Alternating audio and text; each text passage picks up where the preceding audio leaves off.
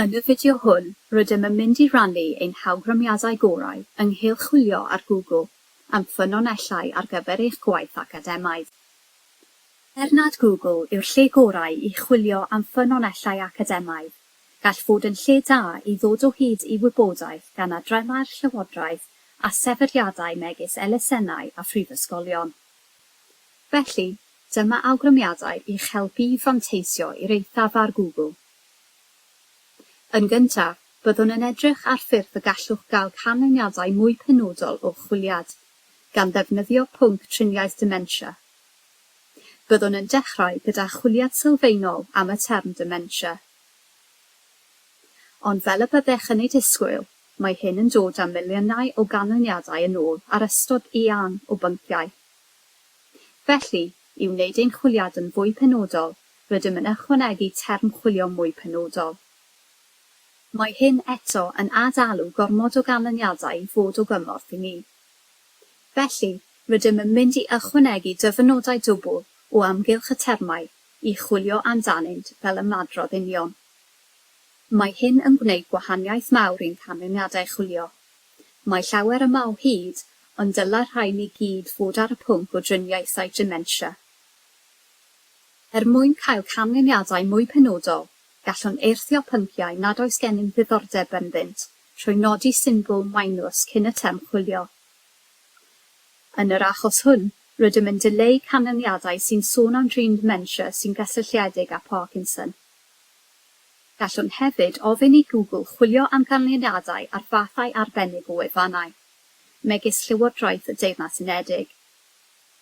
Teipiwch site colon ac yna'r math o barth gwefan yn y bar chwilio. Yn yr achos hwn, rydym yn chwilio am wefannau Llywodraeth y Deyrnas Unedig.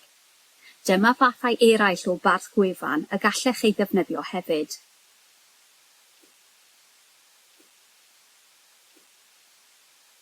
Gallwch hefyd gyfyngu eich canlyniadau chwilio i fathau penodol o ffeiliau, megis PDFs. Teipiwch y gorchymyn file type colon yn y bar chwilio ac yna'r math o ffeil sydd ei angen arnoch.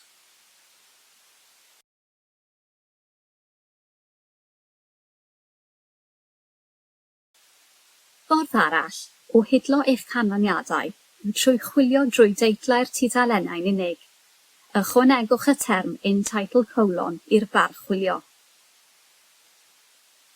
Bellach, mae'r canlyniadau'n dangos y tudalennau sy'n cynnwys ein termau chwilio yn heitl y dudalen. I gael tudalennau yn ôl ei dyddiad cyhoeddi, defnyddiwch yr opsiynau Date Range sydd ar gael yn Tools. Dewiswch yr ystod dyddiadau sydd ei hangen arnoch yn y ddewislen Anytime. Cliciwch ar Go. Bellach, mae'r canlyniadau'n dangos tudalennau a gyhoeddwyd rhwng y dyddiadau a ddewiswyd gennych. Os yw hyn yn ormod i'w gofio, mae ffordd arall y gallwch chi gymhwyso'r holl derfynau gwahanol hyn i'ch chwiliad. Yn y ddewislen Settings, dewiswch yr Advanced Search. Yna, rhowch eich termau chwilio i mewn i ran uchaf y ffurflen. Nawr, gallwch chi gyfyngu'ch chwiliad drwy ddewis o'r opsiynau isod. Gobeithiwn bod rhai o'r awgrymiadau hyn wedi bod o ddefnydd i chi wrth chwilio. Os hoffech gael ragor o gyngor, cysylltwch â'r llyfrgell neu gofynnwch i'ch llyfrgellydd pwnc.